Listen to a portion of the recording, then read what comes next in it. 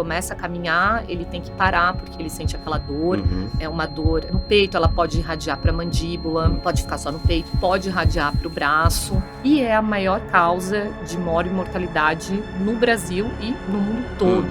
O dobro quase de pessoas morrem por causa cardíaca em relação ao câncer. A primeira apresentação dessa doença pode ser o óbito. A gente está fazendo pouco por prevenção, será? A gente está investindo muito em tratar quem já é doente. Todas as células do nosso corpo fazem colesterol. Então, assim, fala, mas se eu baixar demais, os exames que vão mostrar a cara das lesões pra gente. Acho que vale agora a gente falar dessa parte da imagem, né? Exames de imagem, acho que no início eles são fantásticos, né? A gente acha que você tem. Não, você tem. Exatamente. Porque ele tá sob risco, né? E aí a gente vai poder ver o que está acontecendo dentro da artéria. A visão que a gente tinha de ter o problema para começar a tratar já não é... Bem-vindos ao Caminho Podcast. Aqui falamos sobre saúde, avanços da medicina e estratégias para a gente viver mais e melhor. Meu nome é Gustavo Bonilha Lisboa, sou médico, cirurgião oncológico e um amante dos assuntos da longevidade. Hoje, a gente vai falar de um tema muito, muito importante. Talvez o maior vilão da longevidade, a doença aterosclerótica cardiovascular. Esse nome comprido, né? O que a gente está falando no final das contas? Ela vai culminar nas dois eventos que são muito importantes, né? Os infartos e os derrames, ou os AVS, né? Que são hoje a principal causa de mortalidade. Para isso, a convidada de hoje aqui é a Maria Eduarda Siqueira, a Duda. Ela é médica, cardiologista, pelo Dante Pazanese, né, Duda, que você fez a formação. Depois ela começou a enveredar para essa área da imagem cardíaca, com ecocardiografia, lá na Escola Paulista de Medicina. E depois foi se aprofundar num terreno que agora é vanguarda aí na parte de imagem, né? Que é a imagem cardiovascular, baseada na tomografia e na ressonância magnética. Essa ela foi fazer lá nos Estados Unidos, em Nova York, no Mount Sinai. E depois, um doutorado também aqui pela Escola Paulista de Medicina. Mãe de 2 filhos e a melhor guia turística de Nova York que eu já vi. Eu não sei como ela conseguiu fazer tudo isso nesse tempo. Como que deu tempo de fazer tudo isso, Duda? Nossa, foi muito bom, muito bom, muito bom. Nova York foi um sonho para mim morar lá. E realmente tive que correr para fazer o doutorado antes dos filhos nascerem. Então, esse é o principal. Eu falei, gente, mas como que... Eu sou focada. Eu falei assim, ela deve ser bastante organizada para realmente conseguir fazer tudo isso, né? Mas deu certo, graças a Deus, e agora estamos aqui. Beleza. Bom, acho que para delimitar esse tema aqui melhor, né? Acho que assim, vamos falar primeiro de um panorama geral aqui dessa doença. Qual que é o impacto dela pra gente? Qual que é a importância dela? Então, a doença cardiovascular é a doença dos vasos, né? Uhum. Dos vasos da cabeça, que vai dar o derrame, o AVC, dos vasos do coração, que vai dar o infarto, dos vasos periféricos da perna, que a pessoa pode ter uma dor quando ela caminha, e da aorta, do sistema circulatório, né? E é a maior causa de morte e mortalidade no Brasil e no mundo todo. Então, esse impacto é muito grande, né? As pessoas morrem muito de doença do coração. Sim. A magnitude, assim, trazendo em números, né, me espantou bastante. Eu já tinha uma ideia disso, mas eu mexo com a parte oncológica, né? O segundo colocado na maior parte dos países do mundo é o câncer. E ele é mais ou menos metade do que é a relação que a gente tem com a doença cardiovascular. Então, o dobro quase de pessoas morrem por causa cardíaca ou circulatória, enfim, em relação ao câncer, que é uma grande causa que também todo mundo se preocupa, né? Outro dado também bastante interessante, né? Por isso que a gente acho que vai falar disso hoje bastante, de como que a gente pode prevenir. Porque, às vezes, cerca de 1/3 dos casos, a primeira apresentação dessa doença pode ser o óbito, pode ser a morte. Já é o fatal. Então, o paciente descobrir, não vai ter mais tempo de fazer nada, né? Então, o que você acha, o que te move nesse sentido de que a gente está fazendo pouco por prevenção, será? A gente está investindo muito em tratar quem já é doente. O que é a sua visão disso? Eu acho que sim, Gustavo. Com certeza, a gente já pega a doença quando ela já está estabelecida, né? As pessoas acabam procurando... Isso está mudando hoje em dia, mas acabam procurando médico quando elas já estão doentes. Depois que ela teve um infarto, depois que ela teve um evento, e não antes para prevenir. As pessoas têm preguiça, não querem, acham que estão bem. Vê casos de pessoas que estão bem. Nossa, eu tenho um parente que ele tem 90 anos, ele fuma e ele nunca teve nada. Então, acabam não fazendo essa parte da prevenção. E aí que ocorre o problema, né? A gente vai tratar quando a doença já está avançada, já está estabelecida. E a gente tem mecanismos para ela não progredir, mas ela não Uhum. volta ao estado inicial. Sim. Então, uma pessoa já está doente, né? Isso aí é difícil. Então, a Sim. gente tem que lutar para essa prevenção, começar já nos jovens, nos nossos filhos, para eles Sim. chegarem na fase adulta bem, Sim. e aí que é o caminho. Sim. E essa cultura, né, que foi se criando, né, na medicina tradicional, que até o Peter divide entre 2.0 e 3.0, que seria uma mais focada em prevenção e tudo mais, infelizmente a gente às vezes espera isso mesmo, a doença acontecer. E o impacto depois não tem mais o que a gente fazer, é sempre correr atrás, né? Então, nesse sentido, essa estratégia de prevenir vai ser muito mais interessante, né? Até um personagem hoje que eu fui me informar sobre, até pro capítulo de hoje, que a gente tá falando, o Alan Snyderman, que é um grande estudioso das lipoproteínas e tal. Ele falou assim, a gente não faz a mesma coisa que a gente faz com o cigarro com a doença cardiovascular. A gente sabe que o cigarro faz mal, então quando perguntam, e aí, como que é para seguir uma pessoa que fuma? Ele falou, o ideal é não fumar. Essa é sempre a recomendação, né? Na doença cardiovascular, a gente acaba fazendo assim, vamos esperar começar a dar algum problema, ou que o risco comece a ficar muito alto para a gente intervir. Isso seria a mesma coisa de pegar alguém que fuma e falar assim, olha, na hora que você começar a ter sinais de Vai enfisema, ou fumando. tiver um nódulo pulmonar, alguma coisa, a gente Sim. começa a fazer alguma coisa. Esse tipo de coisa já não faz mais sentido e hoje a gente tem muito essa procura, né, das pessoas que estão saudáveis e querem promover cada vez mais sua Continuar saúde, né? saudáveis e chegar numa fase boa, né? Uhum. Bem, isso é super, super importante. Tá ótimo. Bom, acho que agora, começando a falar da doença, seus fatores que causam e que vão levar aos problemas todos, acho que não tem como a gente não falar do colesterol, né? O colesterol que vai ser um dos fatores causais desse problema, né? O que é o colesterol, no final das contas, assim? Vamos começar conceituando Como isso, básico. né? Isso. Então, o colesterol é um composto gorduroso, né? Uhum. Fabricado pelas células do nosso corpo. Então, a gente tem colesterol, a gente fabrica e ele é essencial para a vida. Uhum. Se a gente não tivesse o colesterol, a gente não ia viver. Toda célula nossa, né? Toda célula produz colesterol, Uhum. então ele é essencial. Tem até algumas doenças que a pessoa nasce não conseguindo fabricar o colesterol e acaba morrendo já Às vezes dentro do útero até. dentro do útero, porque Uhum. realmente é incompatível.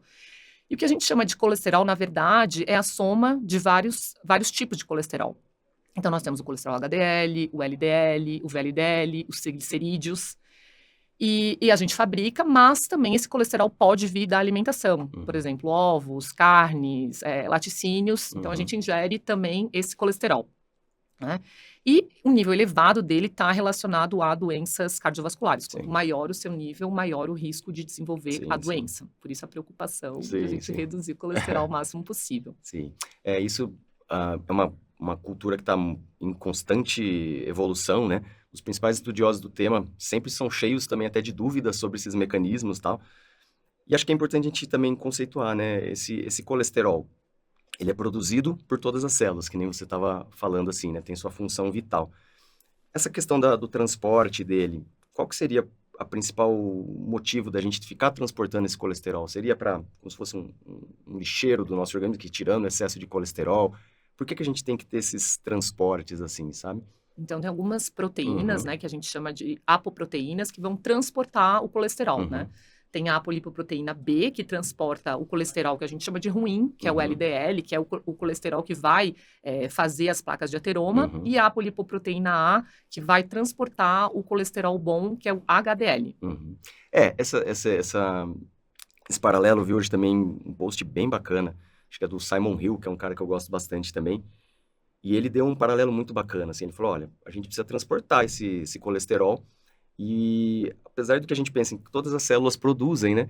Então, por que a gente precisa levar isso para as células? Na verdade, a gente precisa mais retirar o excesso Para dessas ele não ficar células. circulante. Sim, e dentro da célula, o colesterol em si, ele é tóxico, né? Então, o excesso precisa ser eliminado da célula e transportado, vai ser trazido ao fígado e tudo mais.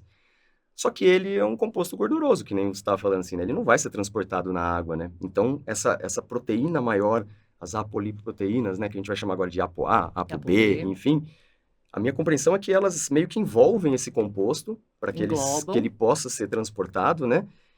E o interessante é que isso faz com que a apolipoproteína B, a ApoB, cresça em importância, é que cada molécula, cada composto desse, né, cada partícula, seja LDL, VLDL, enfim, vai ter uma e só uma molécula dessa de apolipoproteína de B ligação, cobrindo ela.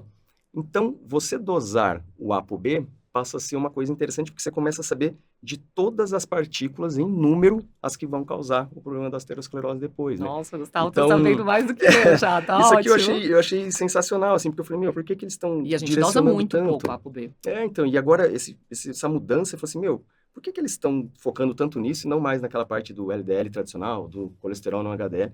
Eu achei isso bacana e achei essa explicação bastante esclarecedora, né?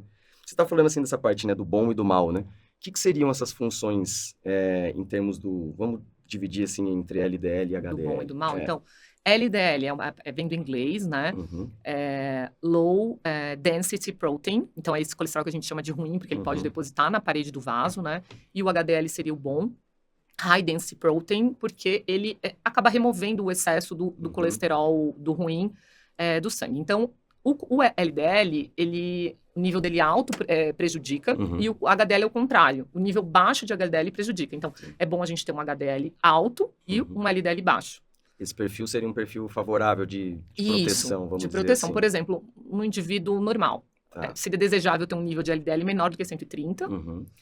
E se já tiver alguma doença cardíaca prévia, ter diabetes, essa meta ainda vai mais para baixo. Uhum. E o HDL é o contrário. O bom é ter um HDL alto, Uhum. geralmente acima de 40. Sim, sim. Então, isso a gente se preocupa também de depois medir esses dois tipos de colesterol. Sim. E ainda tem o triglicerídeo, né, que também é um tipo acaba de colesterol, participando. uma gordura bem importante no nosso corpo, né? Que de é transportado energia. junto ali, né? E outra coisa que eu achei bastante bacana também desse post, que foi bem esclarecedor, é que ele falou assim, o principal motivo de você ter esse transporte, além de fazer essa retirada, é de fazer esse aporte de triglicerídeos para as células do corpo, para ser Porque usado a como nossa célula energia. também precisa. Então ele falou assim, ele não precisa de colesterol, ele precisa de energia. Então o triglicerídeo transportado dentro dessas partículas, né, LDL, VLDL, enfim, acaba tendo essa função. Isso também foi uma coisa que era uma ideia que, apesar de a gente ter isso na nossa formação, a bioquímica vai ficando muito Pra longe trás. quando a gente mesmo. vai se especializando, né? Acho que assim, Duda, então, falando sobre esse tema, É a importante também importância, falar, diga. Gustavo, que alguns hábitos que a gente tem também Uhum. no dia a dia, né, acabam Sim. elevando, né, o Sim, sim, triglicerídeo, o sim. LDL. Se você é sedentário, se você tem uma dieta ruim, acaba exagerando em carboidrato, isso vai aumentar o seu triglicerídeo, Uhum. vai aumentar o seu colesterol, né, Ele com tem muita muito essa gordura, relação, né, com o triglicerídeo, né? o tabagismo, Sim. obesidade. Então, ter um controle do peso, né, ter um peso Sim. saudável, isso tudo influencia. Isso acaba sendo, né, do motivo que a gente está até conversando antes aqui, dessa busca por prevenção, né? Essa medicina preventiva, você vai acabando puxando, né? Não fumar vai fazer bem para diversas doenças. Se Sim. alimentar bem vai fazer você evitar diversas doenças. Então, acaba que a raiz ali vai meio que ficar naquele tripézinho, né? De alimentação, Exercício exercício, físico. sono, enfim, essas três coisas que são fundamentais, né? Acho que agora, então, para a gente falar dessa doença, como ela é causada, tudo, é interessante a gente falar de como esse processo, né? Porque, assim, o que a gente está concluindo até agora é que, sim, o colesterol, ele é um dos fatores causadores dessa doença. Mas ele não é o único, né? A gente precisa ter uma série de eventos para que isso aconteça, né? Vamos dar uma passada, assim, para o pessoal entender A como que gente é acho que também essa... não comentou sobre a Uhum. genética, né? Que Diga, também diga. tem a parte genética, né? Além de todos esses fatores de risco, Sim. tem também a parte genética, que tem a hipercolesterolemia familiar, né? Que tem ocorre uma mutação no gene, Sim. e a pessoa também tem os níveis de colesterol alto. Então, E apesar de bons hábitos que possa ter, isso não vai ter jeito. exatamente. E às vezes é muito, muito alto. Sim, sim. E aí esse colesterol, como a gente estava falando, acaba... eu gosto de explicar às vezes para o paciente que os vasos do nosso corpo são como canos. Uhum. Os canos que a gente vê na rua passam Sim. a água, o nosso passa o sangue. Sim. Se esse cano está entupido por algum material, um cimento, alguma coisa, uma hora ele pode entupir totalmente, a água não passa, esse cano pode explodir. Sim.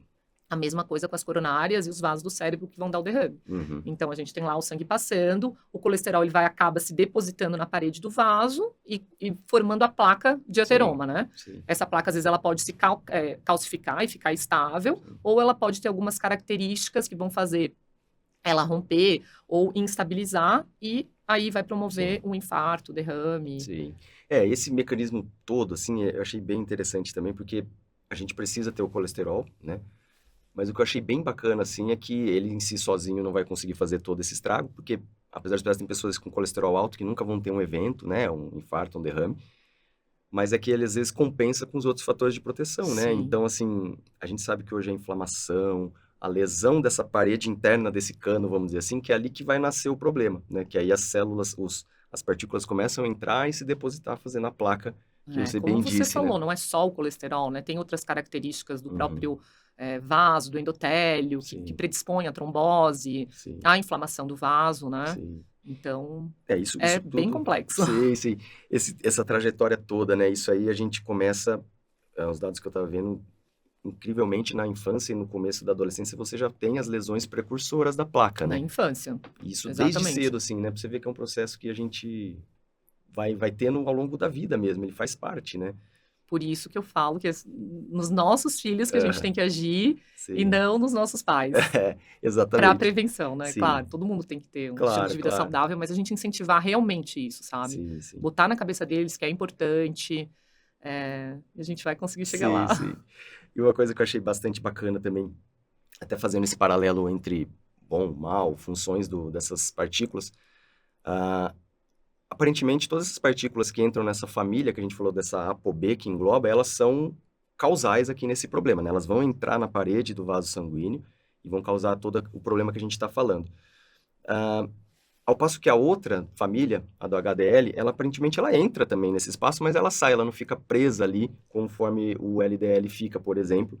E aí esse talvez seja um fator a mais para a gente pensar que os principais causadores mesmo são LDL, VLDL e tudo mais, que a gente consegue rastrear isso, né? Então, assim, feito esse processo, placa se formando, muito depois, isso vai acontecer alguns anos, né? Começa a ter uma alteração da circulação ali, né, Duda? O paciente pode começar a ter algum sintoma nessa fase de que ainda não entupiu totalmente? Tem algum sinal que ele tem que valorizar? O que está acontecendo nessa hora, assim? Ele pode ter sintomas de angina, que a gente Uhum, chama, que é a dor no peito, né? uhum, Então, o mais clássico é ele começa a caminhar, ele tem que parar, porque ele sente aquela dor. uhum, É uma dor no peito, ela pode irradiar para a mandíbula, uhum, pode ficar só no peito, pode irradiar para o braço. sim, Mas eu acho engraçado que às vezes a pessoa acha que é só esse tipo de dor, né? Então sim. ela fala assim, não, minha dor não foi pro braço, então não era Então, tô nada do tranquilo. coração, então tá tudo bem. E Sim, acaba não indo pro hospital, acaba ficando em casa e acaba infartando. Mas é. tem algumas dores que a gente chama de atípica, que não são Uhum. só durante o exercício, mas ele pode ter até uma dor em repouso. Que já é um caso até, talvez, mais avançado ainda, né? Assim, né? Mínimos esforços já vão... Já tem a dor, então Sim. geralmente eles colocam a mão no peito e falam, eu tive uma dor aqui, em Esse opressão, sinal é muito característico, isso, esse muito, aperto, né? pesou a dor, ou fala, foi aqui para minha garganta. Sim. Então, esse tipo é um sinal já de angina De e doença de avançada, por doença já sinal, mais né? avançada. Com certeza alguma coisa Sim, sim, sim. está acontecendo lá no caninho dele, que ele está começando a entupir, Sim, ele tem que procurar logo sim. atendimento e E o evento final aí seria essa placa, ela meio que fazendo um quê? ela Isso, oclui, não deixa o sangue passar. sim. Vai criando um coágulo ali também, né? Isso piora toda a situação, né? E Entope, dependendo né? do tempo que ela esperar, Uhum, por exemplo, o vaso, a coronária, né, vai levar o sangue para irrigar o miocárdio, que é o músculo do coração. uhum, Então, quanto mais esse músculo ficar sem sangue, ele vai morrendo. uhum. Então, se a pessoa procurar logo um atendimento, for atrás de um tratamento, ela ainda tem Sim, uma chance de recuperar sim, esse miocárdio que ficou sob risco. sim, Mas sim, quando demora muito, não tem jeito, aquele miocárdio morreu sim. e já não tem o que fazer. E a pessoa depois evolui com insuficiência Que é cardíaca, um quadro já bem, que aí a parte de qualidade de vida já começa a cair. despenca, né? A coisa fica muito mais limitada, né? E isso, eu falei do sintoma do coração, né? Mas tem Aham. da perna também. Sim, Ela anda, tem dor na perna, tem que parar por dor. sim. Carótida, infelizmente, não tem um Ah, sintoma mais claro, assim, mais né? claro como a coronária, né? Já é um diagnóstico mais por exame, pelo Sim. ultrassom de carótida, de Uhum. fazer de rotina, né? A não ser que Sim, o paciente tenha um evento, que aí é o derrame, que aí também sim. já é mais. Que aí vai apresentar com aquele clássico, né? Às vezes um desvio Exatamente, aqui da desvio da boca, né? boca, O uma confusão olho. mental, um desmaio. Sim. Então tá. Então, assim, uma vez que agora a gente conhece todo esse mecanismo da doença, dessa deposição do colesterol ali na parede, dessa instabilidade que depois vai provocar o infarto, que vai ser o nosso principal alvo aqui hoje, né? Ah, onde que a gente pode intervir, né? A gente tá falando, vamos focar nos nossos filhos, né? A gente até meio que deu uma dica aqui pro pessoal, né? Da questão de dieta e tudo mais. Qual que seria uma coisa que você acha, assim, que é um hábito de vida interessante para a pessoa ter para prevenção disso mesmo, né? Evitar que ela aconteça ou, no máximo, no mínimo, quer dizer, a gente tentar fazer com que isso seja o mais longo possível, esse processo, né? Como que é uma... Vamos começar, então, talvez pela alimentação. Qual que você acha que é uma dieta, assim, que é bacana das pessoas terem para evitar esse problema? Então, Eu acho que a maioria das pessoas já sabe a dieta que tem que Aham, fazer, né? Mas acaba não fazendo. Mas sim. vamos tentar lembrar. Então, a gente sempre prefere ingerir alimentos cozidos, assados, Uhum, né? Não alimentos fritos. uhum, O mínimo de industrializado possível, sim. de embutidos. Queijo, tentar consumir queijos mais magros, não aqueles queijos Muita amarelos. gordura saturada, né, Muita nesse gordura saturada, sim, aqueles salgadinhos, biscoitos. Então, sempre preferir os integrais. sim, Associar as fibras, sim. muito interessante. Usar o mínimo de óleo possível. Tentar usar mais azeite de oliva, azeite de canola, né? Muito Uhum, importante. Preferir peixes do que carnes, peixes e carne branca do que as carnes vermelhas uhum. gordurosas, como, por exemplo, a boa picanha, Sim, que sim, todo mundo gosta no final de semana. Eh, de dieta, eu acho que é isso, né? Não tomar sim, refrigerante, também acaba não exagerando no açúcar, porque também predispõe o diabetes. Diabetes também a gente ainda não tinha falado, né? Mas sim, piora muito o endotélio sim, vascular, sim, sim, também sim, sim.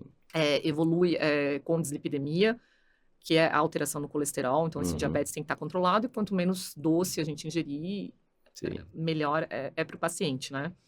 Então, de dieta, eu acho que é isso. sim. Essa questão, né, que você está falando até da gordura saturada, né, ela tem um mecanismo de aumento mesmo da produção de colesterol pelas células. Ainda não é bem esclarecido o porquê que isso acontece, mas as células acabam sendo estimuladas, né. O colesterol dietético, pelo menos é o que me consta que eu vi, ele em si, ele não vai impactar tanto, né, porque a gente absorve quase nada dele, Certo, é isso é mesmo. mais a não eliminação, né, que a gente teria um problema maior, assim. As dietas de baixo carboidrato também isso pode ajudar, né, que elas têm relação com triglicérides também, que é um componente importante dessa parte do LDL e tudo mais. Então, assim, nesse sentido, é aquilo que você falou, né, a dieta meio que todo mundo já tem um norte de para onde ir, né, a questão maior é que As pessoas gostam de comer coisa é, boa, se de. e hoje a Não. comodidade, né, da gente pedir Sim, essas comidas de forma fácil, né. mas tem que tentar, né? E aí depois associar com o exercício Sim, físico, esse que né? é o Pelo próximo passo. menos de 3 a 4 vezes na semana. A Uhum, gente até fala, a pessoa não precisa ir numa academia. Tem gente que fala, não, não tenho tempo, não tenho dinheiro para ir para uma academia. Não, não precisa, faz caminhada na rua mesmo, no bairro, uhum, cada um no seu ritmo. Se puder fazer uma corrida, algo mais cardiovascular, que aumente a frequência, sim, é muito bom, mas se não conseguir, tem paciente que tem limitação, não sim. tem problema, né? É, Sobe a escada do sim. prédio, anda no Eu quarteirão. acho que assim, né, essa questão do esporte, atividade física, a maioria das pessoas ela não nasce com essa paixão e propensão, né. Então acho que tudo isso que você está falando é um começo. Sim, fazer algo que dê Sim, prazer, né? Nem que for sim, uma dança, alguma exatamente. coisa que dê prazer e fazer isso com uma certa constância, né? Faz 3 a 4 vezes, Sim, depois passa para o final de semana, porque aí balança, né? sim, A gente ingere as calorias, a gente tem que gastar para sim, não isso não se acumular e não acabar no sobrepeso. Então, sim. isso é super importante. Acho que outras coisas então, acho que nesse resumo de intervenção, o que que a gente pode fazer, né. Acho que um bom resumo seria assim, primeiro de tudo, evitar que essas partículas que causem o problema, né, que são as ApoB, enfim, estejam aumentadas. Isso a gente vai conseguir com hábitos de vida, algumas dietas vão ajudar e tudo mais. Mas acho que o que está mais ao nosso alcance mesmo é a gente intervir nas coisas que lesem o nosso revestimento interno dos vasos, né? Que é não ser diabético, isso é mais prevenível, vamos dizer assim. Não fumar, Não que a gente não fumar. falou Por que favor, é, não fumem. o cigarro está envolvido em vários Nossa, problemas e vários. muito. E outro também que é extremamente comum também, que é não manter a pressão do sangue Pressão super adequada. controlada, super, super, super. Isso é muito importante, controle Sim, pressórico. Tem paciente que nem sabe o seu nível de pressão, né? sim. Então tem que ir no Isso médico, tem que ser tem uma que busca medir a ativa, pressão, né? exatamente. E não, eu acho que isso, se for procurar nos guidelines, a rotina preventiva começa com 40 anos, né? Uhum. Mas eu acho que isso tem que começar antes, talvez Sim, com sim, 20 sim. anos, né? Tem Exatamente. paciente que já é hipertenso, obeso, com 20, 25 anos, Sim. então tem que procurar o Sim, médico sim. antes. Você tem que começar essa intervenção e essa busca de forma mais precoce, né. Essa é a grande crítica que eu vejo desses grandes estudiosos agora de uma lipidologia, de uma cardiologia talvez um pouco mais moderna, assim, de eles falarem: "Olha, a visão que a gente tinha de ter o problema para começar a tratar já não é o ideal". Por isso que o desenvolvimento Exatamente. de todas essas técnicas, né, que a gente vai até falar também desses exames que detectam coisas muito mais precocemente, eu acho que esse vai ser o nosso caminho, né. A E, gente estava diga, diga. indo mais na prevenção, também lembrar de Aham. pacientes que têm histórico familiar positivo, né, Sim. para a doença aterosclerótica. O que é um histórico familiar positivo precoce? Se eu já tive alguém da minha família, do sexo feminino, com idade menor do que 65 anos, que tem uma doença conhecida, Aham. e homem menor que 55. Então, por exemplo, meu pai já teve um infarto com 50 anos, Falou, opa. eu tenho 30, então eu já tenho que procurar Sim, sim. uma forma de prevenção, tenho que ir atrás para ver meus níveis de colesterol, porque para esse paciente também a meta de nível de colesterol vai ser mais baixa do que um paciente Uhum. que não tem um histórico familiar, né? Sim, Genética sim. conta muito. E Depois a quando... gente vai falar sobre score de Sim, cálcio, a gente vê sim. às vezes, não, esse paciente, ele tem 30 anos, mas ele, 30 não, vou dizer 40, mas ele tem um histórico familiar positivo e o outro não tem. Sim. Esse que tem, a gente vê que ele tem uma maior incidência de placa. Sim, e manter esses níveis baixos, né? Isso a gente vai comentar também, porque o que a gente tem que ter a segurança é que todas as células do nosso corpo fazem colesterol. Então, assim, fala, mas se eu baixar demais, não vai ter problema, por exemplo, na produção de Mas já teve hormônios, nas outras coisas? estudos avaliando isso, porque era uma preocupação, né? Uhum. Porque a meta fica cada vez mais baixa, Sim, tanto que sim. um paciente de alto risco, a meta de LDL é menor do que 50, Uhum. de muito alto risco. Então, Sim. alguns estudos aventaram essa hipótese. Sim. Se eu tiver um LDL de 30, será que não vai ser prejudicial para o meu organismo? Aham. Mas ainda não foi comprovado que um nível muito baixo de LDL possa Sim. ser prejudicial. E tem pessoas portadoras de mutações genéticas, vamos dizer assim, desejáveis, que elas expressam... Sortudos? Sortudos, eles expressam demais um receptor que capta o colesterol da circulação no fígado. Esse tipo de pessoa, em geral, elas têm níveis de ApoB e tudo mais em torno de 5 a 10, que vai dar um LDL de algo em Muito torno de baixo. 30, no máximo 40. E eles não têm São eventos. pessoas que não têm eventos e são pessoas que têm todas as suas atividades totalmente normais. E outra coisa que também fala a favor disso, as crianças em si têm valores de LDL baixíssimos. E justo numa época que ela está em crescimento e desenvolvimento e se desenvolve, a gente vê as crianças todas aí com suas atividades crescendo, desenvolvendo a parte cerebral, com colesterol lá embaixo, a parte hormonal está tudo bem. Então, a gente tem que ter essa segurança, sim, que o colesterol, cada célula vai dar conta do seu, os níveis baixos não vão ser problema, e são desejáveis, inclusive, né, pra gente ajudar isso. Com certeza. Então, Quanto assim, mais baixo, melhor. E pensando até naquele mecanismo de lesão, né? Se é uma coisa que o colesterol entrar na parede, vamos dizer que essa entrada é uma porta. A gente tem que intervir no colesterol e evitar de abrir essa porta, né? Que é lesar o nosso endotélio, né? Então, controle de peso, não ser diabético, não fumar, pressão em dia, Fica a dica, tudo converse com isso. seus filhos, né? Sim, Explique que ele pode vir a ficar doente. Sim. Antes, acho que as pessoas têm muita preocupação com o peso, né? De falar, não, você vai engordar, vai... Não, Sim. não é isso. Sim, sim, sim. É a preocupação da doença mesmo, né? O Ela que gordo é e o magro não é bonito e feio, mas Sim. o doente é muito ruim, né? Sim, sim. Então, explicar, conversar, olha, não, se você comer isso, essa fritura, no futuro pode entupir o seu coração, se você fumar, explicar. Sim. E conscientizar. E dar o exemplo, né? Dá Porque, o assim, exemplo, as claro. crianças, elas... Nem você falou do exercício. Meus filhos, desde... Tem agora 5 e 6 anos, me vêm fazendo exercício, né? Sim. Então, eles já sabem que faz bem, que é uma coisa boa, que é uma coisa querem gostosa. fazer, querem Eles copiar. eles querem. Às vezes eu ponho um funcional pra fazer, não tenho tempo, faço um HIIT em casa, tá lá ele põe o matchzinho dele e fica do meu lado fazendo abdominal já com 4 anos. Não, isso aí o poder do exemplo vai modular esse ambiente da criança. Isso é sensacional. É nisso que a gente tem que intervir mesmo, a gente tem que ser exemplo para as gerações que estão vindo. A gente dá exemplo de educação, né? Então também tem que dar exemplo de Exatamente. saúde e de prevenção. Tá ótimo. Bom, a gente estava falando então dessa parte de onde a gente pode intervir. Acho que está bem claro essas medidas saudáveis que a gente tem que ter. Acho que agora, a gente estava até comentando aqui, né, Dudu, assim, de quando começar essa rotina, então, né? Tradicionalmente, só quando você tiver 40. Ué, mas será que até os Já não tá 40 tarde? nada aconteceu? Então, assim, vamos falar de alguns exames básicos que talvez seja interessante para você, a pessoa que está assistindo esse podcast, para perguntar, indagar seu médico mesmo. Falar assim, olha, eu gostaria de ter uma noção de como estão meu colesterol, de como está minha pressão. Porque hoje, por exemplo, a gente vê que quais são os clínicos gerais, vamos dizer assim. O ginecologista, ele acabou pegando essa função para si, com a mulher. Sim. Ele acaba pedindo os principais exames. Acaba medindo a pressão. Acaba medindo a pressão. Que a minha ginecologista mede a pressão. Que tem esse hábito, acho que por conta da obstetrícia e tal. Os outros médicos já talvez não. E o outro personagem que virou um clínico geral acaba sendo o cardiologista. O pessoal vai procurar um cardiologista a partir dos seus 35, 40 anos. Mas ainda naquela cultura do check-up, né? Deixa eu ver se tá tudo bem, porque aí eu ganho um passaporte de 1 ano livre, que é uma coisa que acho que já não faz tanto sentido, mas pelo menos a gente consegue descobrir alguns problemas, né? Vamos pensar assim, então, numa rotina que você fala, isso aqui vai ter que ser o básico para a gente pedir. Acho que começando, talvez o quê? Por um lipidograma, o que você sugere? Sugiro o perfil lipídico básico, né? Dosar o colesterol total, o HDL, o VLDL, triglicerídeos, Sim. fazer uma glicemia de jejum, Fundamental. né? Para ver se o paciente tem diabetes ou tem uma intolerância à glicose, e já A agir nisso insulina em si também. também, né? Basal é interessante, né? Dosar Já ter. insulina, porque a hiperinsulinemia também aumenta o risco cardiovascular. Que mais? Além do perfil lipídico básico, Das alguns parte inflamatória, assim, do PCR, essas PCR, coisas. excelente marcador de risco cardiovascular, né, que é uma proteína de reação inflamatória, que ela é liberada no organismo quando ocorre inflamação. Sim. E a PCR alta, a pessoa tem um nível um risco cardiovascular mais alto, quando ela é acima de 3, Sim. mas ela pode também estar alterada em estágios inflamatórios. Sim. Então, por exemplo, se você está gripado e vai coletar uma PCR, ela vai estar aumentada, Tem né? que saber disso também, né? Isso, então tem que coletar. Ela é muito, muito sensível, muito mas ela não vai sensível. dizer pra gente de onde tá vindo o problema, às vezes, né? Então, coletar sem estar doente, né? Num dia que tiver tudo bem. E ácido úrico também é Sim.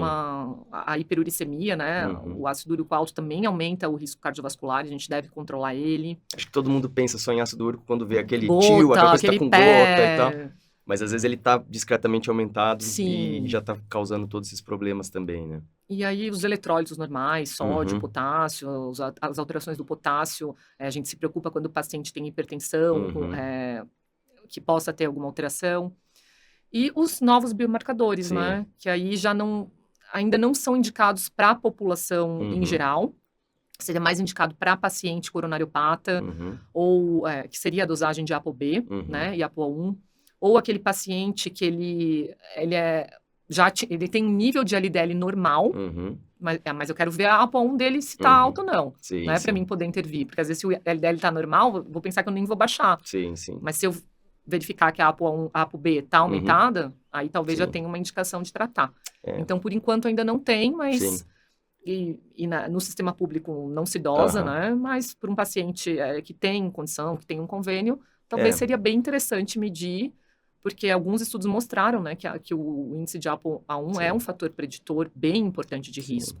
Então, acho que uma coisa que eu vi, isso aí, assim, quando a gente começa a seguir esse conteúdo, por exemplo, do Peter Attia e tal... Ele ama, né? Ele ama a ApoB, e uma outra coisa também que a gente pode comentar que é a LPA. Da ApoB, basicamente, o conceito, né, que fica que ela vai dar um número de partículas nocivas. Isso é muito importante, porque o LDL, quando ele é dosado em si, ele vai dizer pra gente o quanto que a gente tem disso.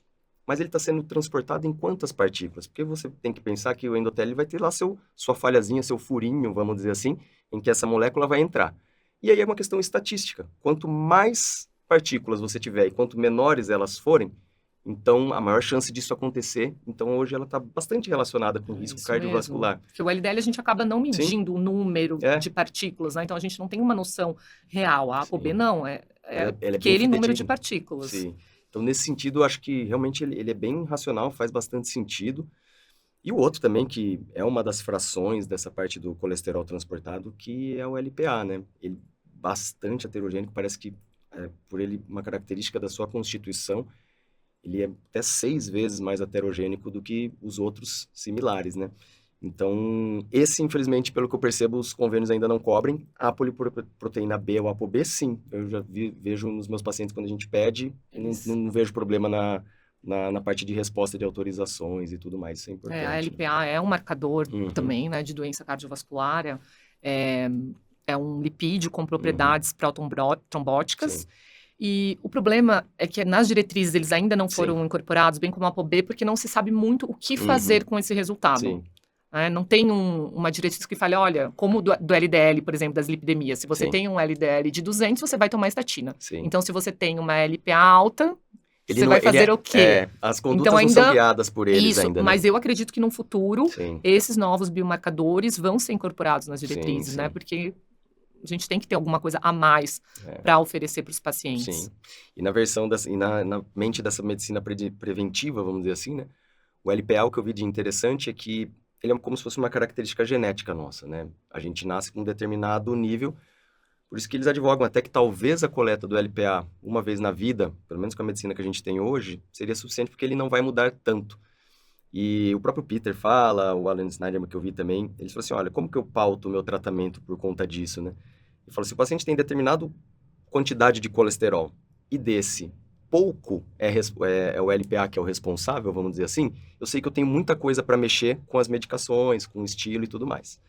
Por outro lado, se esse paciente vem de fábrica, vamos dizer assim, com LPA alto, eu sei que eu não vou conseguir mexer tanto nessa parte do colesterol em si. Então eu falo, eu vou fazer o que for possível, mas aí eu tenho que ser muito ostensivo nos outros problemas, né? Controlar essa Os fatores de glicemia, risco. fatores de risco, e tem que ser uma coisa muito mais ostensiva, porque ele fala, olha, eu vou conseguir mexer nas coisas que fazem os furinhos nos nossos vasos, mas o colesterol em si eu não vou conseguir mudar tanto. Então isso eu achei bacana, essa visão, assim, desses dois biomarcadores novos, né? Os Que eu acho que é médicos questão que de tempo. trabalham, os cardiologistas que trabalham com Aham, lípides acabam aham. pedindo mais, né? Tanto Sim, para investigação de hipercolesterolemia familiar, sim, pedem o LPA, pedem a ApoB, sim. Acho que vai ser acabam pedindo mais, uma sim, questão de tempo, talvez, né, para ele ser incorporado. incorporado, exatamente. Bom, feito isso, esses exames, um painel mais básico para a gente Uma conseguir, coisa né? que eu não tinha Diga. falado, lembrei aqui no roteirinho, é a Aham. homocisteína, tá? Ah, puxa, bem Que lembrado. também está relacionado, os altos níveis de homocisteína no sangue é um fator de risco Sim. para a doença cardíaca, né? E ela está influenciada principalmente por fatores nutricionais. Então, uma Uhum. deficiência de vitamina B ou de ácido fólico pode fazer aumento dos níveis de homocisteína. Sim, Os nutricionistas gostam muito de sim, pedir. sim, E repor essas vitaminas, né, se sim. aparecer um nível de homocisteína alto no sangue. É, ele pode ajudar a controlar só numa suplementação, né? Não precisa ser uma medicação em si, vamos assim dizer. Exatamente. Um parcial de urina também para mostrar microalbuminúria na É, urina. Também é muito importante. sim. É, acho que tudo isso a gente vai mostrando que a gente quer rastrear mesmo isso, se o nosso revestimento interno ali Está dos bom. vasos está saudável, né? Então, acho que, quanto a isso, vale muito esses exames de prevenção. Uma vez que a gente agora sabe, né, como que essa doença é causada, os principais exames que a gente tem que ficar atento para Laboratoriais. prevenir e tudo mais, ah, existem as medicações. Tem pacientes que não vão responder, infelizmente, só com as mudanças de estilo de vida, e a gente vai precisar de medicações, mesmo para quem está totalmente otimizado. Fala, ó, tô fazendo exercício, tô fazendo tudo direitinho, mas ainda não baixou. Então, a gente vai precisar de uma ajuda. Quais são as principais classes, assim, medicações que são comuns, que a gente vê na prática? Como que funciona isso aí, Duda? Assim, quando que o paciente fala, olha, agora é hora de tomar um remédio mesmo, não tem jeito? Então, como você falou, quando a gente toma essas medidas de mudança de estilo de vida Uhum, e não atingiu o nível desejado, então o nível sim, desejado tem vários níveis.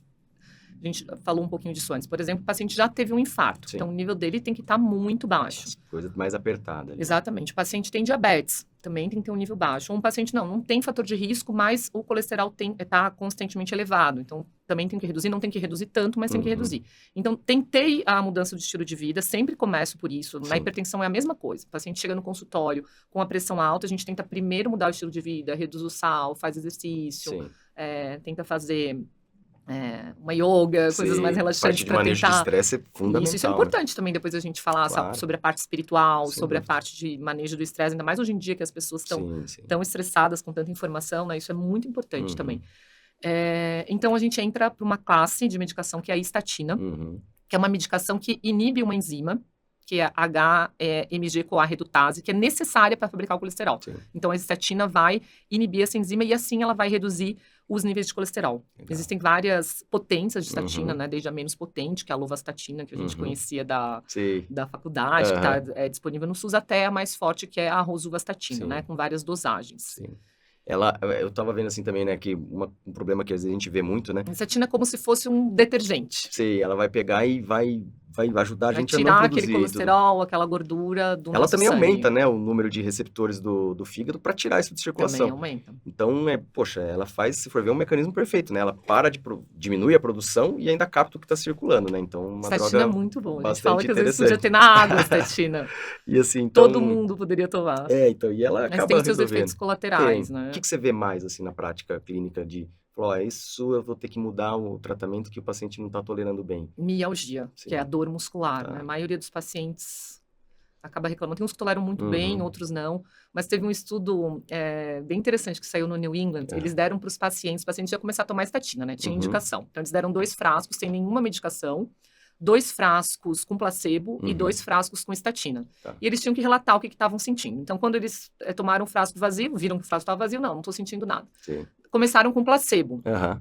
Ah, não, estou sentindo muita dor na Dor no músculo. perna, eu não Putz. aguento, eu vou ter que parar. E Aham. depois começaram com a estatina e alguns não sentiram nada. Quando foram explicar isso para o Sim. paciente, olha, aquele que você disse que estava com muita dor muscular era um placebo, não era nada. Ele pensou, só de ele saber que ele está tomando um remédio, às vezes ele já sente algum Poder efeito da colateral que ele leu na sugestão. bula. Então, na verdade, é o efeito que eles chamam de nocebo, Sim. não placebo, nocebo.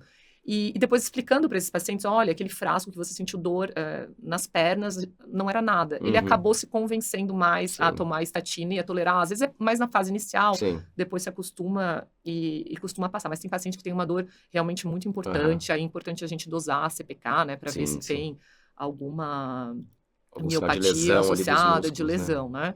Mas a maioria acaba tolerando bem, às vezes pode trocar a classe de estatina, tem estatinas que dão menos mialgia. Pitavastina, né? O Levalon lá, né? Isso mesmo. Isso eu já percebi mesmo, pacientes que chegaram e falaram, depois meu cardiologista trocou para essa, eu fiquei bem. Melhorou. Tem o poder da sugestão? Pode ter também, né? Vai saber. Tem que tentar, né? Melhor do que ficar sem, com certeza. Elas são menos potentes, né? Do que acho que a referência hoje, o principal seria a rosuvastatina, né?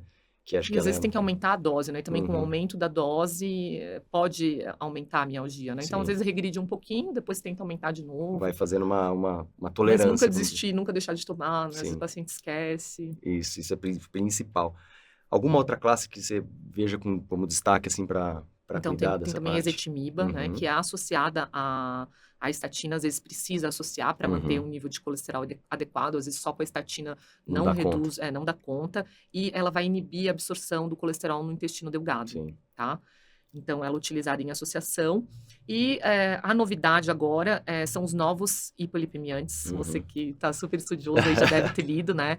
São os inibidores do PCSK9, esse nome difícil, né? São anticorpos monoclonais que reduzem muito o nível de LDL no sangue. É uma terapia bem potente e promissora. Isso chega a ouvir coisas de 60%, perto de 80% de redução. Exatamente. Ela também pode reduzir a ApoB, né? Que é bem interessante. E até o LPA também parece que um pouquinho, né? Tem uma função, então achei. Às vezes ele pode até elevar um pouco, em alguns casos, né? No início.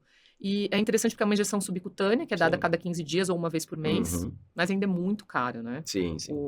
Aqui no Brasil é o Repata que está disponível, ele é em torno de R$1.300, R$1.200 por mês, então ainda é uma medicação cara e não está indicado para todos, né? Geralmente, esses pacientes com hipercolesterolemia familiar que precisam uma redução dos níveis de colesterol mais drástica é muito alto. Também para paciente que não tolerou estatina de jeito nenhum, ela estaria indicada. E naqueles que você já tentou a estatina em dose máxima, já associou ezetimiba, já fez dieta e não conseguiu baixar o nível de colesterol. Aí o inibidor do PCSK9 estaria indicado. Esse a gente vê muito pouco. Até hoje eu vi um paciente que fazia uso, mas assim, foi muito, muito fora da curva. Outras coisas também que a gente começa a ver até de terapia, vamos dizer, de certa forma, não gênica, porque não vai mudar seus genes, mas vai silenciar. Alguns oligonucleotídeos que eles estão fazendo uso de ir lá e silenciar os genes que expressam determinados partículas. Terapia gênica, né? Tipo o LPA. Tem um que chama oligonucleotídeo antisense, que ele vai lá e vai silenciar o gene LPA, e aí o paciente para de produzir. Nossa, para esses pacientes com hipercolesterolemia familiar seria então, assim, muito interessante. Parece que também eles estão muito, muito, muito animados por conta que o problema do LPA alto hoje não tem resolução. Isso pode ser uma coisa para um futuro próximo, aí já tem coisa acontecendo, Que bom, né? Bom, tudo assim, falamos dos remédios, falamos de tudo aqui.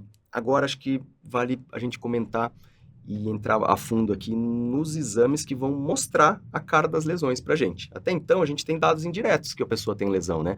O colesterol tá alto, uma inflamação acontecendo, enfim. Mas a gente não tá vendo em si os distúrbios da circulação, as placas e tudo mais. Acho que vale agora a gente falar dessa parte da imagem, né? Essa parte que é a sua paixão, vamos dizer assim. E acho que a gente poderia, talvez, dividir entre métodos que usam ultrassom como base, depois falar dos métodos que usam tomografia e, por fim, da ressonância. Sua primeira formação ali foi em eco, né? Ecocardiografia. Ela ajuda a gente nesse sentido da doença cardiovascular ou ela mostra algumas coisas indiretas? O que é a sua visão desse exame? E para quem que a gente fala assim, esse paciente é legal fazer um ecocardiograma? Então, o ecocardiograma vai ver a função do coração, né? Vai ver se você tem alguma disfunção do miocárdio que leva à insuficiência cardíaca, vai avaliar suas válvulas, é um exame super completo. E ele também, a gente também pode fazer o ecocardiograma com estresse. Sim. que você faz na bicicleta, e aí o médico vai vendo o seu coração, como é que ele fica quando você está fazendo um exercício. Então, Legal. para a doença aterosclerótica, isso é muito interessante, né? Ele tá ali fazendo o exercício e E você você vai vê a fazendo as alteração. imagens, pode fazer Bacana. com medicação também, vai dar uma medicação na veia que vai simular o exercício Ele físico, acelera o coração, que vamos dizer seria o assim. dipiridamol ou a Uhum. dobutamina, que faria essa aceleração do Aham. coração. Então, o ecocardiograma é bem interessante. Geralmente é um exame que é pedido no screening, né? Mais Ver se o seu coração acessível, está né? funcionando ou não está. Sim. Realmente, é um exame fácil, um ultrassom dura 10, 15 minutos, é super disponível. A Então, gente tem, se for pensar no Brasil, né, um país gigantesco, que tem de tudo aqui dentro, eu já acredito que em todas as regiões e tudo mais é um exame extremamente tranquilo de se conseguir, disponível. né? Então, sempre bom começar com um ecocardiograma. Tá. E aí passar, talvez, para outros métodos. Um teste ergométrico, Sim. também para avaliar se você tem alguma alteração no eletrocardiograma, tá tendo alguma isquemia que vai ser evidenciada no eletro. Ele é interessante porque ele não vai mostrar pra gente, às vezes o paciente tem um eletrocardiograma, um ritmo normal, mas na hora que faz o exercício que aparece, né? Aparece as alterações elétricas que Sim, são sim. da isquemia, né? Tá. O problema é que ele pode dar falsos negativos. Uhum. Por exemplo, uma mulher foi fazer um teste ergométrico, deu positivo, mas na verdade é um falso positivo. Sim. Pode Tem dar essa falso taxa. positivo e falso negativo. Os Então, dois. a sensibilidade não é tão alta. Aí Sim. passaria para um outro método.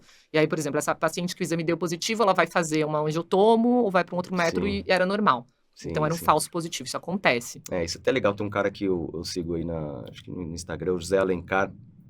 Acho que ele é do Dante também, se eu não me engano. Ele teve a formação dele. Tem nome de ex-presidente, mas não é ele, não. Não conheço. Ele fala muito de medicina baseada em evidências e tudo mais. E ele fala assim, daí a importância também, né, da gente ter a suspeita também para os exames, né? Que é aquilo que você falou assim, uma vez que eu tenho um paciente que é diabético, está acima do peso e tal, faz um teste ergométrico e aparece uma alteração, a gente está falando de uma chance de falso positivo, né? De que esse exame não esteja Sim. certo, muito pequena. A gente tem que calcular a probabilidade pré-teste de Sim. doença antes de pedir um Ele exame. bate Não dá muito para ir nisso. pedindo para todo mundo.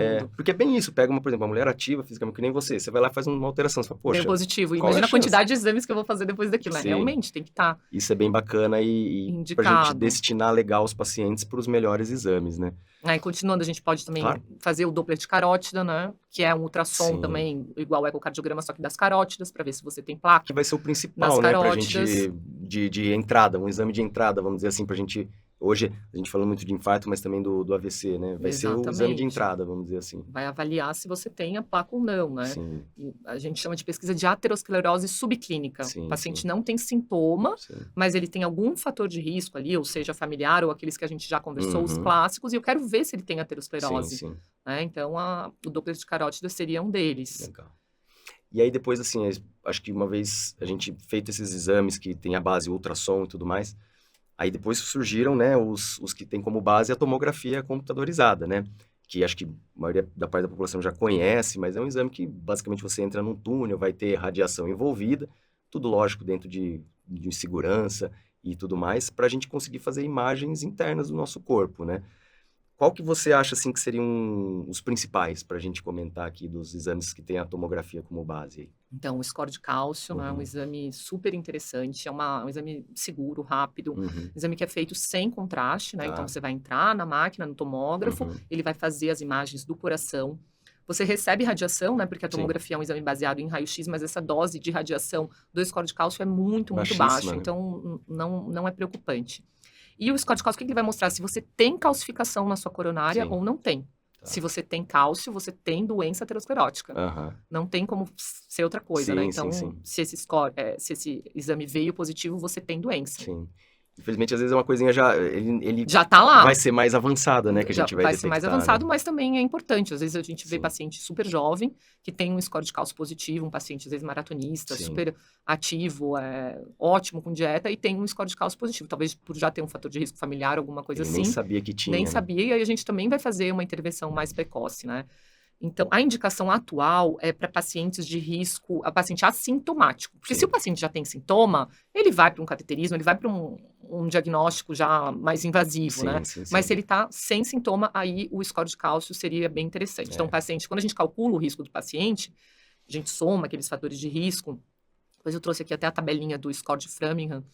para a gente ver o risco, qual o risco do paciente desenvolver doença cardiovascular, Uhum. risco intermediário. Então, Sim. estaria indicado fazer o score de cálcio, porque se o score vier positivo, ele passaria para um nível acima, já Uhum. passaria para alto risco, Sim. aí a meta de controle. tratamento, de controle também seria mais agressiva. Tá.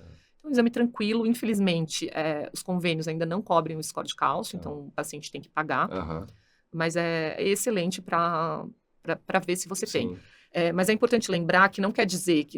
Vamos lá, o Gustavo fez um score de cálcio e veio 0. Nossa, muito bom para você, Sim. né? Não tem placa nas suas coronárias, mas isso não quer dizer que você não tem a placa não calcificada. Exatamente, né? Então, eu não aí- tenho cálcio depositado ali, né? Depositado ali. Sim. Então, mas isso é muito bom para você. Claro. Se você for botar isso numa curva de risco, quem não tem cálcio vai viver muito Sim, bem, sim, pelo sim. menos aí por uns 5 anos você sabe que você está livre de eventos, Sim, né? sim, sim.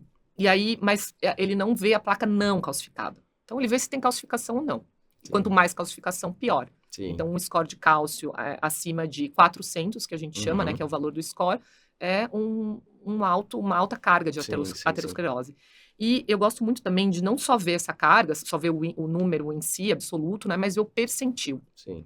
Por exemplo, você tem um score de Acho que esse é o cálcio quente, né? de 2. Nossa, é baixíssimo, né? O Gustavo tem 2. Aham. Mas, poxa, ele tem 40 anos. Sim.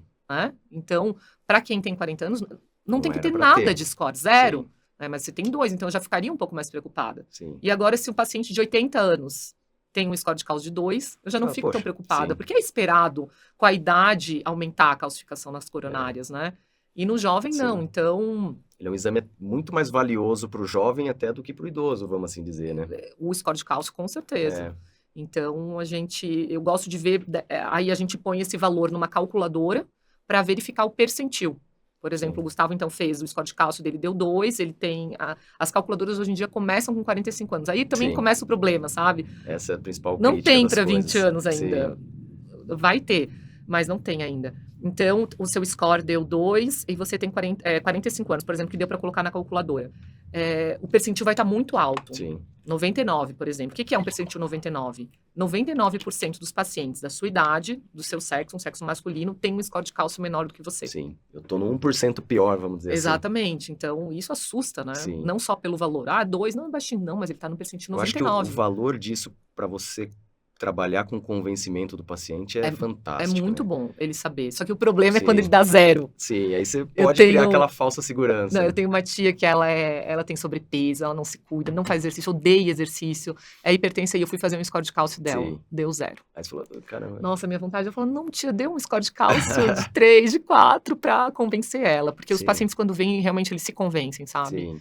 A parar de fumar, a mudar o estilo de vida. Os exames de imagem, acho que no início eles são fantásticos, né? A imagem, ela é muito valiosa, ela mostra pra gente a lesão, né? Fala assim, ó, tá aqui. Já não é uma coisa que a gente, baseado no que a gente viu nos exames, a gente acha que você tem. Não, você tem. Exatamente. Então, acho que para trabalhar como ferramenta de convencimento... É ótimo. E você pode mudar toda a vida de um paciente a partir do momento que ele tá muito convencido que ele tá sob risco, né? Acho que isso é o principal. A gente tá falando, né? Das placas, né?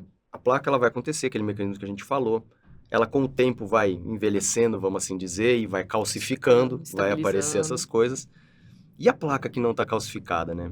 Qual que é o exame que a gente consegue hoje ver e falar assim, olha, beleza, seu cálcio score aqui deu 0, mas você é diabético, você não está com peso adequado, tudo. Tem uma história familiar Tem uma pesada, história familiar, de doença. ainda não estou seguro que você esteja totalmente isento de risco. Exatamente. Aí qual que é o próximo passo, assim, de exame que a gente pode fazer? Ou, lógico, né, num paciente que já tem sintoma e tudo mais. Aí a gente passa para angiotomografia de coronárias, né? Sim.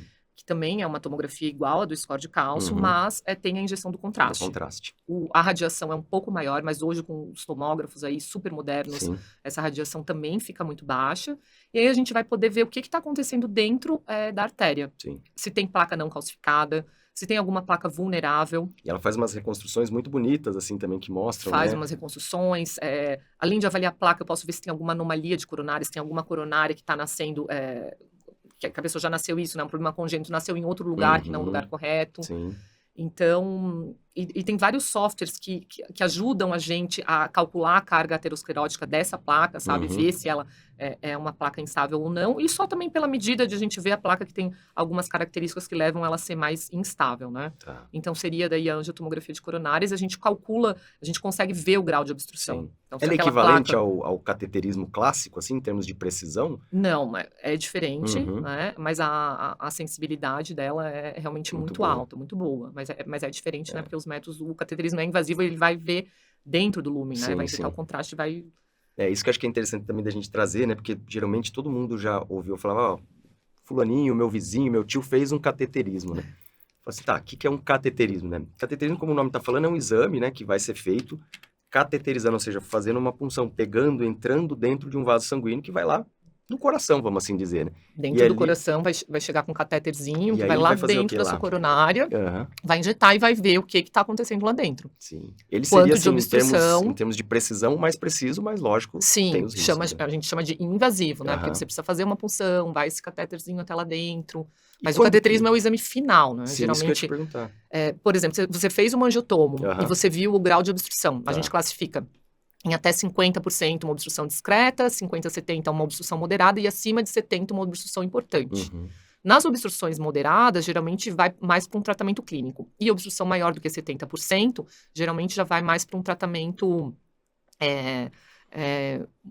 invasivo, seja uma Sim. colocação de stent ou uma revascularização, mas aí sempre vai confirmar com um cateterismo, Sim. né, para avaliar realmente o grau de obstrução Tá. luminal. O que acontece com a angiotomo de coronária? Quando eu tenho muito cálcio, esse cálcio faz uma sombra. Entendi. E às vezes eu não consigo calcular tão Precisamente. precisamente o grau de obstrução. Então, às vezes eu falo, eu não sei se essa obstrução é leve a moderada ou é moderada quando tem muito cálcio. Então, essa é a Entendi. limitação do angiotomo. Então, Sim, sim. esses pacientes geralmente ou fazem um teste de isquemia depois para ver se essa lesão está dando isquemia ou vão direto para o Entendi. cateterismo. E Né? o cateterismo, uma vez que o médico que vai fazer o procedimento, ele entra, vamos dizer, armado, assim, né? Porque ele vai entrar e se tiver algo, ele pode já intervir, né? Colocar Em casos agudos, sim. Por Aham. exemplo, o paciente infartou, tá lá na emergência, Sim. infartou, tá fazendo cateterismo, aí o médico já vai, já trata e já abre o vaso, porque quanto mais tempo passar, como a gente tinha falado, menos chance aquele músculo tem de sobreviver. Então, ele tem Sim. que abrir com rapidez. Quando é um exame eletivo, E quando a gente fala em abrir, assim, quais são os mecanismos que ele pode colocar usar? Assim? um stent, que é uma molinha, Aham. que vai tentar abrir aquele vaso. A angioplastia é aquele que é só dilatação e defeito? Angioplastia, por balão. Às Por vezes, balão. antes de colocar o stent, põe o balão, né? Abre o vaso e depois coloca o stent. Entendi. Só angioplastia com balão Já não é mais feito. já não é mais feito, porque Entendi. as chances de aquela lesão voltar... Você só empurra a placa, vamos dizer assim. Exatamente, e voltar a progredir, a instabilizar é grande. Então, Tá. é Já indicado coloca. colocar o stent, que é a molinha, né? Que Uhum. vai permitir que o sangue passe por ali. Sim, sim. E a gente estava falando quando é um exame eletivo, não. Aí o médico pode esperar e discutir com o cardiologista. Sim, sim, sim. Porque nem toda lesão, vamos dizer, uma lesão de 70%, se o paciente não tem sintoma, é duvidoso se tem que tratar com stent ou não. Sim. Às vezes até o paciente pode optar, não, eu não quero colocar stent, eu quero Sim. fazer um tratamento, quero mudar meu Eu vou estilo de vida. intensificar Exatamente, meus quero cuidados. intensificar.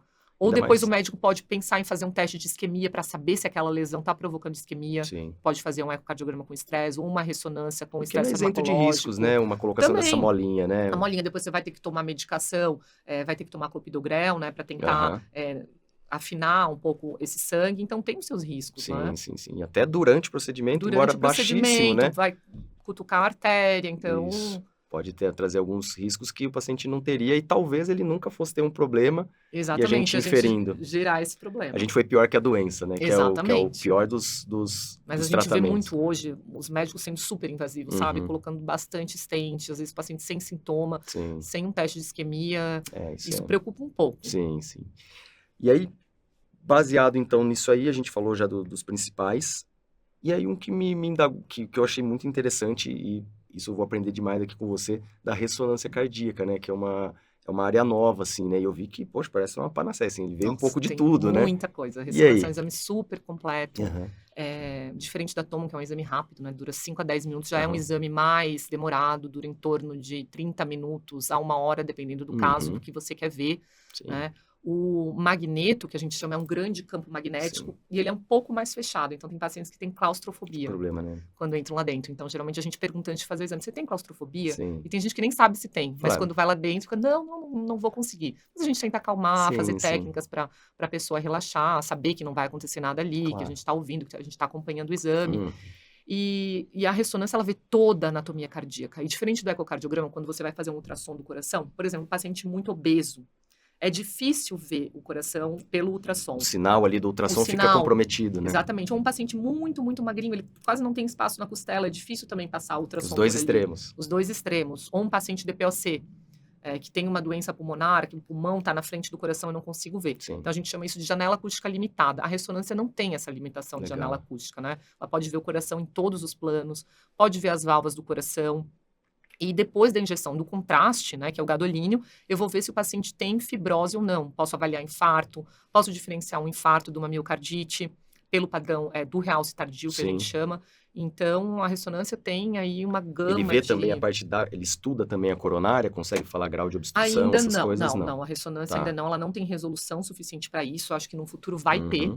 Tá, mas ela veria no máximo a origem das coronárias para ver se você tem uma anomalia, mas o grau de obstrução não seria mais pela angiotomografia de coronárias mesmo. Tá. Eu estaria errado se eu falasse assim, por exemplo, um exame bom para ver como que está a circulação do sangue ali no coração das coronárias seria a angiotomografia, e basicamente todo o resto, válvulas, o músculo cardíaco e tudo mais, a ressonância superior, seria mais ou menos isso? Um pouco. Resumido poderia ser. Então, o ecocardiograma faz muito do que a ressonância faz, né? Vê as válvulas, vê todas as estruturas, vê a função, a ressonância vê isso. Só que o adicional da ressonância é essa questão do realce tardio, que vê a fibrose. Sim. Por exemplo, paciente com arritmia, não sei por que ele está tendo arritmia. Então vamos ver se ele tem alguma fibrose na ressonância, eu consigo ver isso. E consigo ver também se o paciente já teve um infarto ou não. Ele vê uma área de infarto ali. O músculo sadio, você vai injetar o gadolínio. O músculo sadio, ele não capta, porque ele é um agente extracelular. Mas se você tem alguma lesão na célula, o gadolínio entra. Entendi. E aí esse músculo vai ficar branco. Tá. Então, se, por exemplo, teve um infarto, necrosou a parede da célula, vai entrar o gadolínio. Ou teve uma miocardite, teve uma inflamação, o gadolínio também consegue entrar. E pós-Covid, aí vocês devem ter visto algumas coisas, pós-vacina de Covid, a gente pegou alguns casos de miocardite. Então, a ressonância, para isso, ela... Foi um exame que trouxe essa informação que ele não tinha, né? Legal. E tudo isso, né? E também pós-quimioterapia, sabe? Para seguir os pacientes. Também ver se tem realce, ver se você da área da oncologia, né? A avaliação do strain, que dá para fazer pelo eco, mas também faz a ressonância. E a ressonância pode seguir esse paciente, né? Pede uma vez por ano aí para seguimento. Hoje na oncologia, a gente está tendo já essas subespecializações, né? Nefro-oncologistas, assim, que às vezes fala esse nome e você fala assim, mas será que ele é um nefrologista que trata? Não, ele é especializado em ver repercussões do tratamento no rim. O cardio-oncologista. Tem os cardio-oncologistas. Isso numa cidade, num grande centro, tipo São Paulo, assim, a gente, graças a Deus, tem acesso, os pacientes ficam muito mais bem assistidos, porque o paciente oncológico, ele é diferente, né? Ele tem várias particularidades e justifica uma sub-área dessa. E aí a imagem também trazendo essas coisas interessantes, né? Toda essa formação, Dudu, que você fez assim, de tomografia e tudo mais, isso não tinha no Brasil na época que você foi lá para os Estados Unidos aprender isso aí? Ou já estava começando? Já estava começando.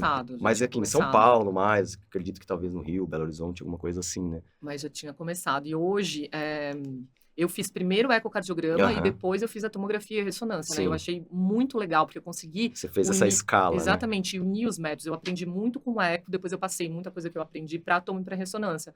Porque tem a possibilidade de não fazer o ecocardiograma antes e o cardiologista entrar direto na tomografia e ressonância. E o radiologista também pode fazer, por esse caminho, sim. O radiologista daí faz depois a especialização em imagem cardíaca. Legal. Mas eu acho que o cardiologista é legal porque ele também entende a patologia, né? Sim. Tem uma formação mais completa, né? Sim. Isso seria um dos temas também que eu quero falar aqui, né? Porque tem muitas pessoas que também acompanham, que são da área médica e tal, e às vezes tem esse interesse de ir para os Estados Unidos fazer o que a gente chama de fellow, né? Ou esse projeto, vamos dizer assim, que você fica um tempo ali para aprender uma área nova, voltar e ser vanguarda no seu país, enfim. Como que foi esse processo? Como que você conseguiu ir lá para os Estados Unidos? Você foi ativamente? Carta de apresentação? Como que funciona isso para a gente instruir, às vezes, uma pessoa que está a fim de seguir esse rumo aí? Então, num congresso de cardio, eu vi uma palestra de um cardiologista, do Juan Badmon, até que estuda muito lípids lá, e fui falar com ele. Sim. Falei que eu tinha interesse de ir. Ele me passou o e-mail, e eu acho muito importante isso, falar, né? A pessoa, às vezes, tem que mostrar o rosto, mostrar a sua cara. Porque eles recebem muitos pedidos do mundo inteiro para fazer estágio, para claro. fazer fellow. Então, se você mostra, se você vai atrás, acho que a chance de sucesso é maior. Entendi. Então, eu falei com ele nesse congresso. Nisso, eu já comecei um projeto de doutorado sanduíche, né, pela Sim. Unifesp. Que você Lá eu começou consegui- aqui, comecei fazia um aqui, tempo lá. Coletei os dados lá e depois voltei e defendi aqui. Isso que eles chamam de doutorado sanduíche, Entendi. né? E antes disso, eu fui para lá para fazer uma entrevista, também para mostrar que eu estava interessada. Até a questão da proficiência, talvez, na língua, né? No inglês Isso, e tal. exatamente, Sim. para eles saberem que eu sabia um pouco. Eu tenho um grande amigo, assim, da época de faculdade, o Felipe Batalini, que um dia ele também vai vir aqui. Ele, currículo fantástico, né? Fez oncologia em Harvard, agora trabalha na Mayo Clinic, assim, as maiores instituições do mundo de saúde. currículo. E foi bem isso, botando a cara. Quando a gente acabou a faculdade, todo mundo questionando, assim, pô, o Felipinho é um cara tão bom assim, ele não tá prestando prova de residência, não, ele tava se dedicando para isso. Você tem que ter um foco e vai atrás E e dá olha, certo. Foi. O inglês eu acho que não é uma barreira, tem que saber o básico, mas a gente vê o pessoal lá do Japão e da China, às vezes eles não sabem falar. E ele falou assim... Eles chegam lá e eles não sabem, então não é uma barreira. Sim. E você aprende lá, depois de um mês já tá entendendo Sim, tudo, falando super bem. E- Eu já falava, porque eu já Sim. tinha morado com os meus pais. Aham. Meu pai foi fazer geriatria no Sim. Johns Hopkins, Aham. quando eu tinha 14, 15 anos, então a gente já tinha morado lá, eu já Que legal. falava, mas acho que isso não é uma... E eu até Um perguntei, falei assim, mas Felipinho, e aí como é que foi, cara? Você teve que fazer essas provas de proficiência de inglês e tal? Ele falou, cara, Não fiz. não. Ele falou, sabe por quê? Porque ele falou que eu fiz uma prova de 100 e tantas questões totalmente em inglês e depois eu fiz uma entrevista. Eu falei, se eu não Mas soubesse... ele trabalhava lá? Não, ele foi pra lá fazendo os tal dos steps, né? Que é aquela mas ele validação foi com a gradual. intenção de trabalhar Ele lá, fez né? residência médica toda lá. Então o meu não foi, o meu Muito só trabalhoso. foi um curso. Ele validou o diploma lá, Nossa, né? super trabalhoso e muito, Sim, muito sim, legal. sim. Mas o meu não. O meu, como só foi o doutorado sanduíche, como eu Aham. não tinha intenção de trabalhar lá, eu fiquei mais na pesquisa, Sim. eu não precisei fazer esses steps, não precisei É. fazer prova. Que são Só essas mesmo uma validações. entrevista. Então, acho que isso é bacana. Um dia eu vou trazer ou ele ou o Fábio Moraes, que é um outro amigo também, que hoje trabalha na Queen's, que é lá no Canadá. E, poxa, caras fantásticos, brasileiros, que estão super destaque lá fora e foram botando a cara, Isso é muito validaram o legal. As pessoas diploma têm lá. dúvida. Vários residentes lá no hospital perguntam como é que Sim. você fez, como é que foi atrás. Na época era obrigado a ter uma bolsa. Sim, Então eu sim. entrei com a bolsa do doutorado, não podia ir com financiamento próprio. Entendi. Então eles fizeram uma carta dizendo, eu tive que comprovar uma renda para poder ir. Legal. E- Mas assim, isso é importante, né? Porque no Brasil a gente tem tão pouco incentivo com pesquisa e Nossa, tal. lá tem demais, E é um lá período isso. inteiro da pesquisa. Sim, sim, sim. Aqui a gente quase não tem tempo, não consegue, tem que fazer em casa à noite ou no final de semana Sim. para fazer um trabalho. Lá não, lá é um Isso que você tá me falando bate totalmente com o que eles falam. Lá eles têm períodos da semana período dedicados a dedicado isso. E ao estudo. E outra coisa que eu achei fantástico também, eles tinham períodos da semana destinado a atividades que a gente chama de mentoria. Ou seja, ele estava fazendo a sua pesquisa, assim, vamos dizer, de lípides. Aí ele fala assim, pô, eu tô com uma dúvida, esse negócio de ApoB e tal. O networking de Harvard, essas coisas, por exemplo, é Nossa. tão Muito maravilhoso legal. que ele consegue falar, bom, vou falar com o Ron Krauss, que é o papa do negócio. Top. Ele consegue, às vezes, Nossa. pleitear uma Máximo. um meeting com o cara, assim, um Google Meets da vida, e você vai conversar com caras, às vezes, que foram prêmios Nobel e tudo mais. Então, Exatamente. ele falou assim, o nível lá é diferente, a gente, infelizmente, ainda vai ter que Nossa, avançar muito aqui, Meu né? chefe era um cardiologista super famoso, que é o Valentin Fuster, é um Uhum, dos cardiologistas mais famosos do mundo. A gente passava nas visitas com ele, aham, cada residente ganhava um estetoscópio aham. que podia ouvir o que ele estava ouvindo Ah, no paciente. Ele entendi. fazia a escuta do Uma paciente janelinha, vamos dizer assim. e a gente conseguia escutar junto. Muito, muito interessante. É um outro foco, né? Foi fantástico, assim. Acho que a gente falou de tudo que a gente podia dessa parte da doença aterosclerótica. Em relação a essa parte da lipidologia, isso é um campo, nossa, que vendo os maiores nomes do mundo, eles ainda têm várias inseguranças sobre o assunto.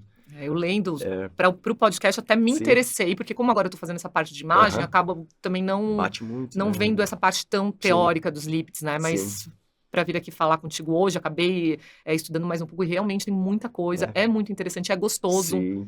E é muito estudar e desafiador, saber. né? É uma área que você fala, nossa, onde que estão os limites? Hoje eles estão questionando o HDL, essa questão de bom ou mal. Já se sabe que, por exemplo, 60% do colesterol que habita ali o LDL vem do HDL por doação entre eles. Então, assim, todas essas coisas estão sendo descobertas e o mecanismo está ficando cada vez mais refinado e a gente vai conseguir desenvolver drogas melhores, tratar melhor esses pacientes. Reconhecer melhor o paciente Reconhecer de risco, melhor esse né? risco.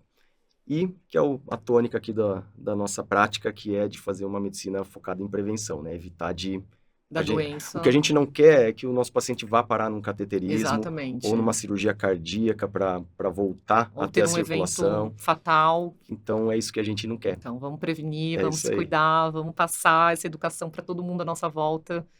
E assim a gente vai ajudar muito Beleza. o futuro do mundo. É ótimo. Isso aqui, então, é a nossa deixa final. Queria te agradecer demais aí por Ah, eu você que ter queria vindo. agradecer o convite, Foi adorei. muito legal. Isso é sempre uma oportunidade da gente se desenvolver, de trazer informação, porque eu acho que o pessoal precisa disso, né? A informação tem que estar mais disponível, porque hoje não existe mais, a medicina é compartilhada, o paciente tem que estar ciente, entendendo o que está acontecendo com ele, que senão a gente não consegue mudar a vida de ninguém. Acho que, então, com educação, a gente vai conseguir que as pessoas tenham compreensão dos problemas, e aí vai surgir o convencimento, né? Então, acho que essa é a nossa missão aí. Mas brigadão, Duda, Exatamente. obrigado. Eu que agradeço. Pessoal, esse foi o episódio de hoje. Foi fantástico, acho que muita informação. Os cortes vêm por aí também. E bom dia, boa tarde ou boa noite para quem está acompanhando. E até a próxima.